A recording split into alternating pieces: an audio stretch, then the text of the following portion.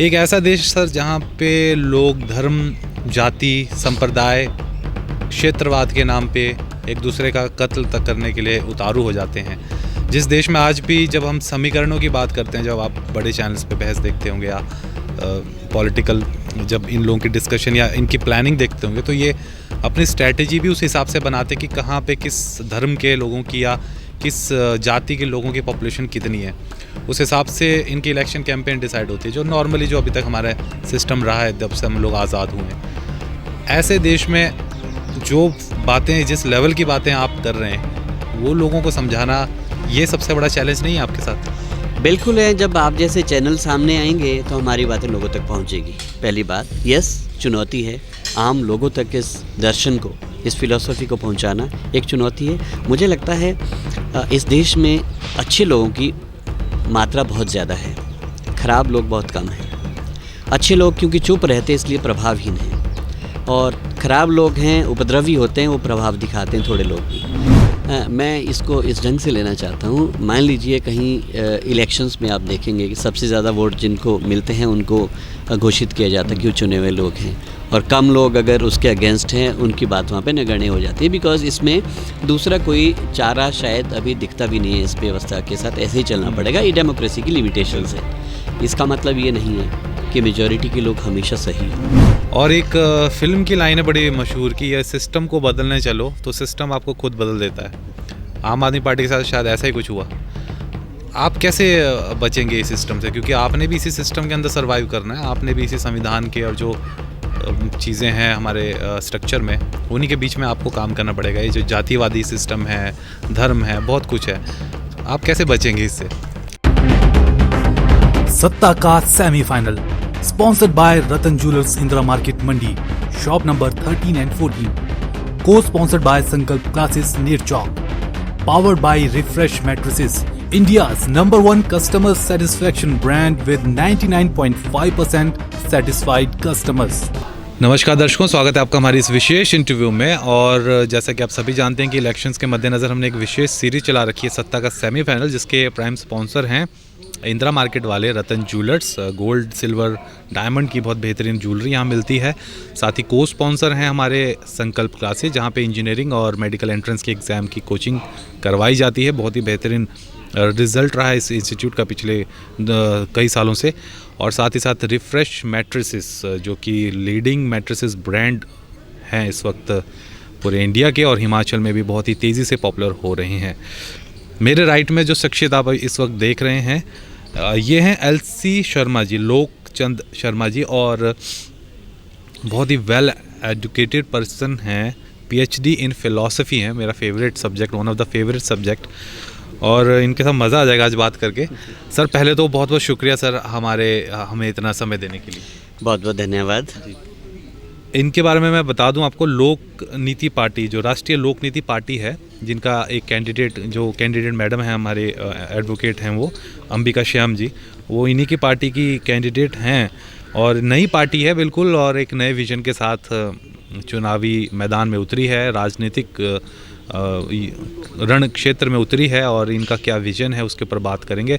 और क्योंकि ये PhD इन फ़िलासफ़ी हैं, तो इनके साथ कुछ फ़िलासफ़िकल बातें करने में, राजनीतिक बातें करने में, लोकतंत्र की दिशा क्या होनी चाहिए, क्या फ्लॉज हैं हमारे सिस्टम में, वो सब चर्चा करने में भी काफ़ी मज़ा आएगा। और मैं आपको और बताऊँ, रामपुर बुशहर से ताल्लुक़ रखते हैं, ननखड़ी से, और इस वक्त ये institute for integrated rural development IIRD के MD भी हैं, मैनेजिंग डायरेक्टर हैं। सर, एक बार फिर से आपका बहुत बहुत शुक्रिया। और शुरुआत में इसी से करूंगा सर कि जैसे आपके जो मुख्य संयोजक हैं ब्रिगेडियर साहब BK खन्ना जी, उनका भी मैंने इंटरव्यू किया था, और उनसे भी मैंने ये सवाल पूछा था कि इतनी सारी पार्टीज़ हैं, तो आप instead of joining those parties, अपनी एक नई पार्टी खड़ी करने का ख्याल क्यों आया आप लोगों को? बहुत अहम प्रश्न है। जितने भी राजनीतिक दल अभी गठित हुए हैं देश में, लगभग एक ही तरह की विचारधारा पे चल रहे हैं। वहाँ पे कोई ज़्यादा भिन्नता नहीं है। तौर तरीके, सोच समझ और गवर्नेंस के मॉडल्स में डिफरेंस कहीं दिखता नहीं है। ये जो पार्टी बनी है ये सोशियो पॉलिटिकल इनिशिएटिव हम इसको कह सकते हैं, क्योंकि इसमें हम समाज सेवा अधिक देखते हैं, राजनीति कम। इसलिए हमें इसका नाम लोक नीति दिया है। लोक नीति लोगों के विकास के लिए जो नीति होनी चाहिए, उस नीति के माध्यम से देश आगे चलना चाहिए। तो इसमें जो डेवलपमेंटल प्रोफेशनल्स हैं, एकेडमिशियंस हैं, कुछ एंटरप्रेन्योर्स हैं, दूसरे जो अपने अपने क्षेत्र में उम्दा काम करने वाले लोग हैं, उन सभी ने इकट्ठे मिल के ये विचार किया कि देश आज जिस दिशा में जा रहा है, वो दिशा आने वाले समय में जो हमारी नई जनरेशन होगी हमें गालियाँ देगी कि हमारे पूर्वज क्या छोड़ के गए हैं इस भारत को। और यहाँ पे चिंता करने वाले लोगों की संख्या है, लेकिन वो बोलते नहीं हैं। और जो चिंता करने वाले दिखते हैं, वास्तव में वो चिंता अपने लिए करते हैं, लोगों के लिए नहीं करते हैं। इसलिए सभी लाइक माइंडेड लोगों ने सोचा कि कुछ विशेष किया जाए, जी। इस भारत भूमि के गौरव को बनाए रखने के लिए कुछ खास किया जाए। सब मिलके इकट्ठे हुए और ये मिशन शुरू किया। आपके जो कोर कमेटी जिसे हम कहते हैं, उसमें जो लोग हैं ज़्यादातर वो किस बैकग्राउंड से आते हैं, मैं थोड़ा जानना चाहूँगा। जी, मैं आपको पहले ये बताना चाहूँगा, एक भी आदमी ऐसा नहीं है जिसका पॉलिटिकल बैकग्राउंड हो। नॉन पॉलिटिकल लोग सारे हैं, एकेडमिशियंस हैं, रिटायर्ड लोग हैं, प्रोफेशनल्स हैं, टेक्नोक्रेट्स हैं, एंटरप्रेन्योर्स हैं, अपनी अपनी फील्ड में अच्छा काम करने वाले लोग हैं। जो अपने फील्ड में बेहतर कर रहे हैं, वही समाज के लिए जब काम करेंगे, बेहतरी करेंगे, ऐसे सभी लोग हैं। लेकिन पॉलिटिकली इन्फेक्टेड एक भी व्यक्ति इस पार्टी में नहीं है, ना कभी होगा। ऐसे हमारे सिद्धांत का भी हिस्सा ही है। पॉलिटिकली इन्फेक्टेड क्या मतलब आपका उससे? राजनीतिक संक्रमण का मेरा मतलब है कि जो व्यक्ति सिर्फ ये सोचते हैं कि मुझे जोड़ तोड़ करके सत्ता लेनी है, मुझे दूसरे को नीचा दिखा के अपने आप को ऊंचा दिखा के अपने लाभ अर्जित करने हैं, मुझे कहना कुछ और है, करना कुछ और है, सोचना कुछ और है, ऐसी जो मानसिकता वाले लोग हैं उनको हम कहते हैं दे आर पॉलिटिकली इन्फेक्टेड। और हम ऐसे लोगों से बचना चाहते हैं। साफ छवि के लोग, साफ सुथरी सोच के साथ सेवा की भावना वाले जो लोग हैं, वही आगे आएँ, वही काम करें। ये लोक नीति का एक सिद्धांत है। बहुत दिनों बाद मतलब कोई ऐसी शख्सियत से इंटरव्यू हो रहा है जो मतलब इस तरीके से हम लोग आइडियोलॉजिकल लेवल पे बातें कर रहे हैं। और आइडियोलॉजिकल लेवल पे दर्शकों बातें होनी भी चाहिए। आजकल हम इन चीज़ों को भूलते जा रहे हैं। हम लोग सिर्फ मसाला पॉलिटिक्स और किसी ने आरोप लगाया, प्रत्यारोप, और बस उसी में हम लोग खोए रहते हैं। परंतु जब बात आइडियोलॉजीज़ की होती है तो आइडियोलॉजीज़ में से ही कोई नई आइडियोलॉजीज़ निकलती है, कुछ नए विचार निकलते हैं जो समाज को आगे लेके जाते हैं। ऐसा शुरू से मानव सभ्यता के साथ होता आ रहा है। आइडियोलॉजीज़ में आगे बढ़ते हुए सर, हम लोग जब कॉलेज में थे तो बहुत ही एक बहस हमेशा मेरा फ्रेंड सर्कल था, हम लोग कई बार डिस्कस करते थे ये चीज़ें। क्रांतिकारी विचार रहे हैं शुरू से, तो हम लोग सभी प्रकार की आइडियोलॉजीज़ का हमारे ऊपर प्रभाव रहा है, चाहे वो एक्सट्रीम राइट विंग हो या लेफ़्ट विंग हो। तो मेरे ऊपर सभी आइडियोलॉजीज़ का प्रभाव रहा है टाइम टू टाइम। और फिर एक समय ऐसा आया जब हम ये बातचीत करते थे कि यार सब कुछ मतलब लोकतंत्र हो, चाहे जो भी सिस्टम है दुनिया में, कम्युनिज़म हो, डेमोक्रेटिक सिस्टम हो, ऑफ गवर्नेंस हो, आज की तारीख में एक कोई नए सिस्टम की ज़रूरत पड़ी है समाज को और देश को। क्योंकि ये चीज़ें जो हैं कहीं ना कहीं, जैसे अगर डेमोक्रेटिक सिस्टम की भी आप बात करेंगे तो उसमें पूंजीवाद के लिए एक बहुत बड़ा स्पेस है। इनफैक्ट कम्युनिज़म की भी अगर बात करें, चाइना भी एक कहने को कम्युनिज़म का बैनर लेके चलता है, लेकिन वो भी वहाँ पे भी पूंजीवाद बहुत बड़े लेवल पे व्याप्त है। पूंजीवाद ऐसा नहीं है कि पूंजीवाद खराब ही है, परंतु आज की तारीख में हम देख रहे हैं कि इसके बहुत ही विपरीत एक कुछ परिणाम दिख रहे हैं हमको। जैसे कि जो आपका ग्लोबल वार्मिंग है या क्लाइमेट चेंज जिसे हम कह रहे हैं, वो भी इसी का एक साइड इफ़ेक्ट है। क्योंकि एवरी कंपनी वांट्स प्रॉफिट, उनको चार्ट्स हमेशा अप चाहिए। कंज्यूमरिज्म इसका एक साइड इफ़ेक्ट है। प्लस जो अमीर और गरीब के बीच में खाई एक बढ़ती जा रही है, वो इसका एक साइड इफ़ेक्ट है। आपको लगता है कि क्या नई कोई फ़िलॉसफी की ज़रूरत है? आप खुद फ़िलॉसफी में आपने PhD की हुई है, कोई नई फ़िलॉसफी, कोई नई सोच की ज़रूरत है या कोई नए सिस्टम की ज़रूरत है अब दुनिया को? बिल्कुल आज नए सिस्टम की ज़रूरत है। और उस सिस्टम में लोक नीति एक नया वाद है, वो लोक नीति का वाद है। अभी तक जितने भी आपने गवर्नेंस के मॉडल्स या जो शासकीय दर्शन की आपने बात की हैं, कोई भी परफेक्ट नहीं होता है और एक समय के बाद सभी में बदलाव की ज़रूरत रहती है। जितनी भी पुरानी चीज़ है उसमें परिवर्तन चाहिए होता है एक समय के बाद। जो मॉडल आपने गिनवाए अभी, इनमें भी बदलाव की ज़रूरत है, क्योंकि सबसे बेहतर डेमोक्रेसी को माना गया है, वहाँ मेजॉरिटी का ख्याल रखा जाता है, यही बात है एक। लेकिन डेमोक्रेसी में भी अपने लिमिटेशंस हैं, क्योंकि ये मेजॉरिटी का ख्याल रखती है, जो बाकी लोग हैं उनका ख्याल नहीं रख पाती है शायद। हालांकि जो संविधान है या कोई तो कहता है कि माइनॉरिटी का भी आपने उतना ही, जो अगर आपने किसी ने वोट नहीं किया है तो वो भी, उनका भी आपने ख्याल रखना है, बट आइडली वो होता नहीं है। मैं इसको इस ढंग से लेना चाहता हूँ। मान लीजिए कहीं इलेक्शंस में आप देखेंगे कि सबसे ज़्यादा वोट जिनको मिलते हैं उनको घोषित किया जाता है कि वो चुने हुए लोग हैं, और कम लोग अगर उसके अगेंस्ट हैं उनकी बात वहाँ पे नगण्य हो जाती है, बिकॉज इसमें दूसरा कोई चारा शायद अभी दिखता भी नहीं है। इस व्यवस्था के साथ ऐसे ही चलना पड़ेगा, ये डेमोक्रेसी की लिमिटेशंस हैं। इसका मतलब ये नहीं है कि मेजॉरिटी के लोग हमेशा सही हो और माइनॉरिटी के लोग हमेशा गलत हो, ऐसा नहीं है। हमें एक इससे भी आगे बढ़ के एक नए तंत्र की ज़रूरत है। वो नया तंत्र ये है जहाँ एक भी व्यक्ति अछूता ना रहे, जहाँ एक भी व्यक्ति अनदेखा ना रहे, जहाँ एक भी व्यक्ति अनसुना ना रहे। हमें ऐसी व्यवस्था की ओर जाना है। वाई 99, मतलब अगर आप 100% की बात कर रहे हैं, आपने 99 कवर किए, 1% नहीं रहा, तब भी आपको शाबाशी मिलती है। शाबाशी मिले वो बेहतर है, लेकिन 1% भी क्यों छूटे। हमें उस व्यवस्था की ओर जाना है, और वो व्यवस्था लोकनीति है। एक नया दर्शन है आज की सदी का गवर्नेंस का, कि लोकनीति के माध्यम से जितने भी नागरिक हैं, एक भी नागरिक ऐसा नहीं हो जो अछूता रहे विकास से, अछूता रहे अवसरों से, अछूता रहे प्रगति के रास्तों को अख्तियार करने से। तो हमें उस व्यवस्था की ओर जाना है, और नई व्यवस्था होगी लोक नीति की व्यवस्था। Second part is accountability act. आज आप कुछ भी कर दो इस देश में, सब कर सकते हैं। आप कुछ भी कर लो, आप अपराध कर लो, भाग जाओ, भाग सकते हैं आप। उसके बाद कोर्ट में आप 20 साल तक चक्कर काटते रहो, आप बचने के लिए रास्ते हैं। हम यहाँ पे अकाउंटेबिलिटी एक्ट के माध्यम से इस कार्ड के साथ लोगों की सारी सर्विसेज लिंक होगी। अगर कोई खराब गड़बड़ी करता है समाज में, तो कार्ड से सर्विसेज डीएक्टिवेट कर लेंगे। आपका मोबाइल भी बंद हो जाएगा, आप बैंक से पैसे नहीं ले पाएंगे, आप गैस सिलेंडर आपका नहीं बुक नहीं कर पाएंगे, किसी गवर्नमेंट ऑफिस में आप एंट्री नहीं कर पाएंगे। जहाँ आप जाएंगे वहाँ आप ट्रैक हो जाएंगे। तो will be able to control the corruption system, और जो अपराध होते हैं, क्राइम्स होते हैं, इनको कंट्रोल करने में बहुत मदद मिलेगी। तो लोक नीति यहाँ पे एक बहुत बड़े विशाल खाके के साथ आई है, सॉल्यूशंस के साथ आई है। ऐसी एक भी बात नहीं है जिसके लिए समाधान लोक नीति में बना हुआ नहीं है। तो why we are different from others is because हम कैसे होगा के जवाब के साथ हैं। आपने सर इतना विस्तार में ये सारी चीज़ें एडमिनिस्ट्रेशन वाली जो बताई, और कैसे आप ये करेंगे, और लास्ट में आपने बताया कि कैसे आप ट्रैक डाउन कर सकते हैं किसी को जो एंटी सोशल काम कर रहा है। काफ़ी साइंस फिक्शन वाली फिल्में जो हम देखते हैं, या जो सोशोलॉजिकल लेवल पे बनाई होती हैं, उस प्रकार की ये लग रही है। एक ऐसा देश सर जहाँ पे लोग धर्म, जाति, संप्रदाय, क्षेत्रवाद के नाम पे एक दूसरे का कत्ल तक करने के लिए उतारू हो जाते हैं।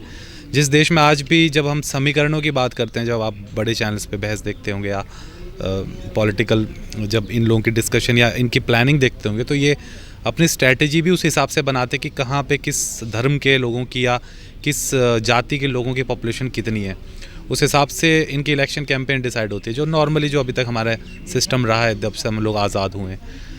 ऐसे देश में जो बातें, जिस लेवल की बातें आप कर रहे हैं, वो लोगों को समझाना ये सबसे बड़ा चैलेंज नहीं है आपके साथ?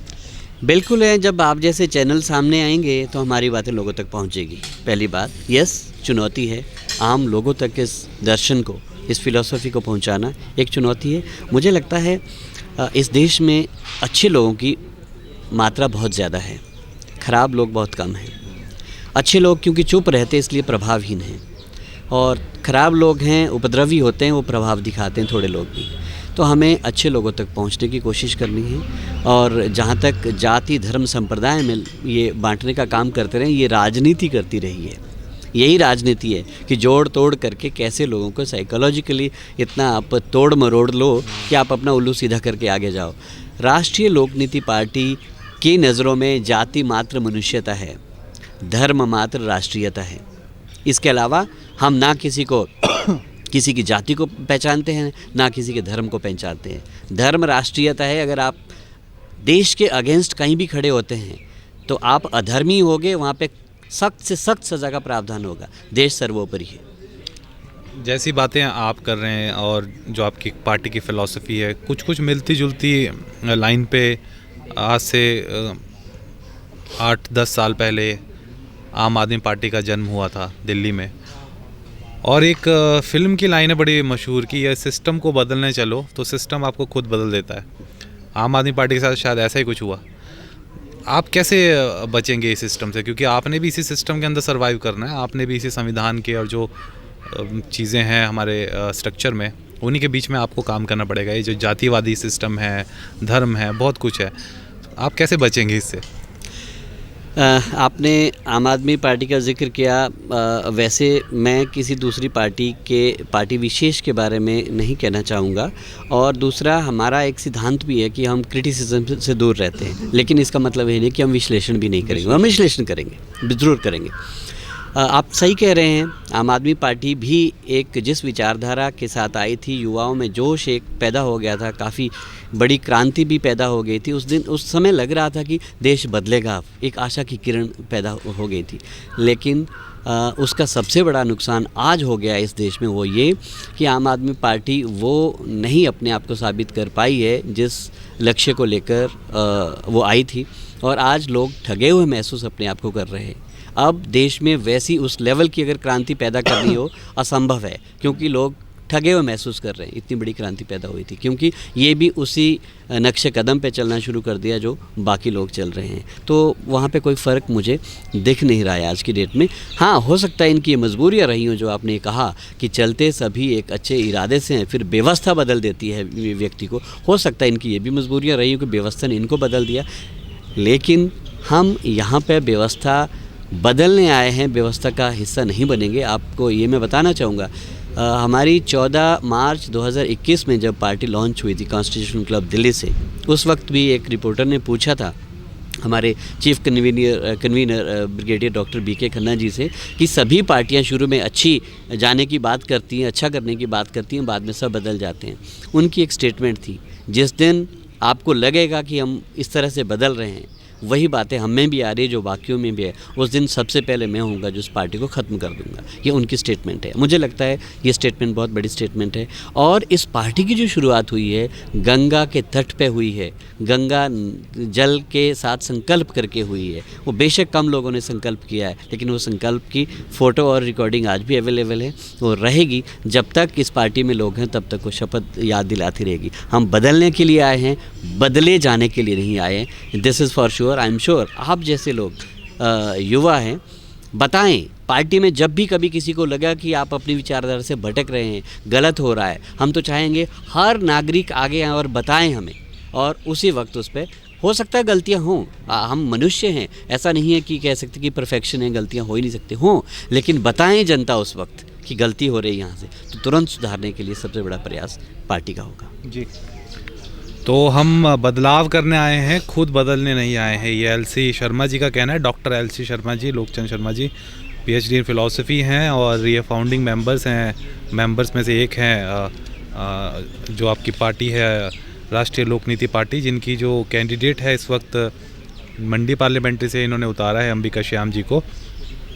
और काफ़ी बेहतरीन बात हुई सर आपके साथ। तो मतलब मैं कह रहा हूँ कि आप, क्योंकि ये institute for integrated rural development में आप एमडी भी हैं और सस्टेनेबल डेवलपमेंट पे भी आपने काफ़ी काम किया है, तो वो भी एक अलग से एक टॉपिक है, उस पर भी मेरे ख्याल से आधे घंटे पौने घंटे की इंटरव्यू उस पर हो जाएगी, कभी करेंगे भविष्य में। आज थोड़ा समय की पाबंदी है, तो ये इंटरव्यू ऑलरेडी मुझे लगता है अभी तक पूरी सीरीज़ में मैंने जितने इंटरव्यूज़ लिए सबसे लंबा इंटरव्यू चला गया, क्योंकि फ़िलासफ़िकल बातें और आइडियोलॉजिकल बातें होती ऐसी हैं कि काफ़ी ज़्यादा इसमें समय लगता है। तो दर्शकों, कैसा लगा आपको हमारा ये चर्चा एलसी शर्मा जी के साथ, और बताएं हमको, और साथ ही साथ क्या सोचते हैं आप ये जो हमने बातचीत की उसके ऊपर आप भी अपने कोई विचार लिख सकते हैं कमेंट में कि क्या कोई नई व्यवस्था की ज़रूरत है इस वक्त दुनिया को, और अगर है तो वो क्या व्यवस्था हो सकती है। डॉक्टर एलसी शर्मा जी, आपने हमसे बातचीत की, इतना समय दिया उसके लिए आपका बहुत बहुत शुक्रिया। धन्यवाद, बहुत बहुत धन्यवाद आपका। Thank you very much. Facebook पर पोल स्टार हिमाचल का पेज लाइक करें और यूट्यूब पर हमारा चैनल सब्सक्राइब करना ना भूलें।